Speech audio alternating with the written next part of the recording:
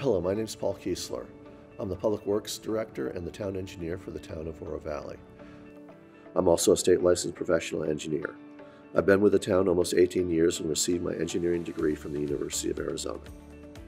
The Department of Public Works is divided up into 5 areas of responsibilities: transportation engineering, stormwater utility, streets and drainage operations, fleet and facilities maintenance, and transit. We are responsible for the management of almost $18 million within the town's budget, as well as capital projects for most other departments, and have a staff of 120 employees. This presentation will focus on transportation elements of the department.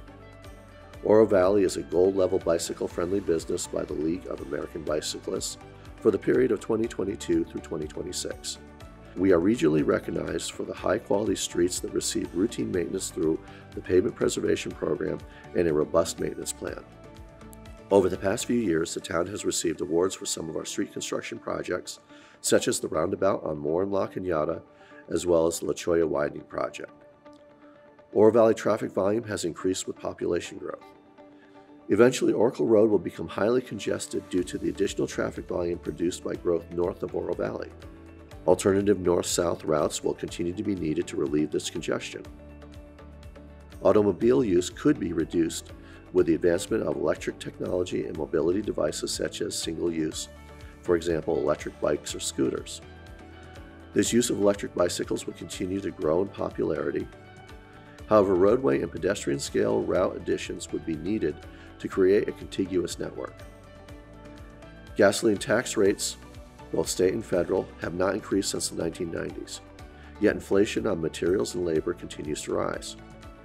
This is causing transportation-related issues to not only rely on state-shared transportation tax revenues, but also rely on more funding supplied by the town's general fund.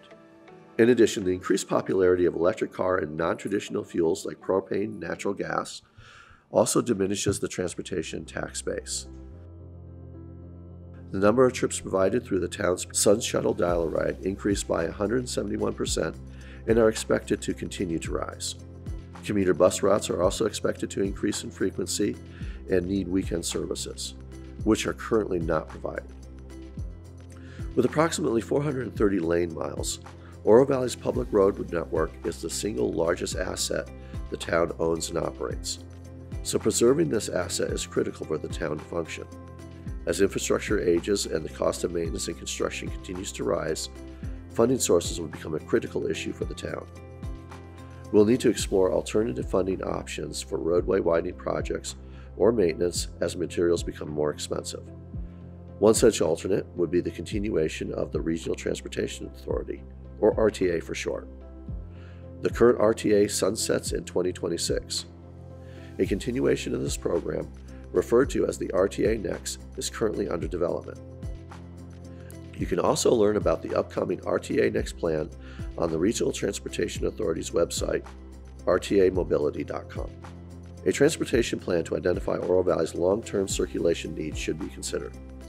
This includes an alternative transportation element plan where separations and non-continuity are identified. A measured approach is generated, focused on filling in the gaps identified. This is separate from the general plan. As the town's transit service continues to grow and cross-jurisdictional trips continue, a joint regional transit facility for the Northwest urban region should be considered. Currently, the town's transit system is primarily funded by the RTA. If the RTA Next does not get ratified, an alternative funding source will need to be identified for the service to continue.